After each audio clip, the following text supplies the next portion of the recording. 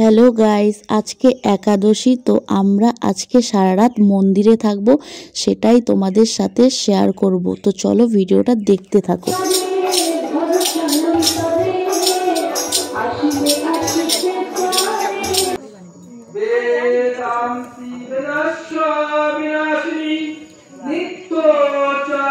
কীর্তন শোনার পর ভাবলাম কি করব, সারা রাত লুডো খেলে সময়টা কাটিয়ে দিলাম।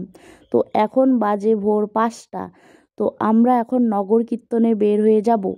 তো চলো নগর কীর্তনে যাই, কি হচ্ছে সেটা তোমাদের সাথে শেয়ার করব।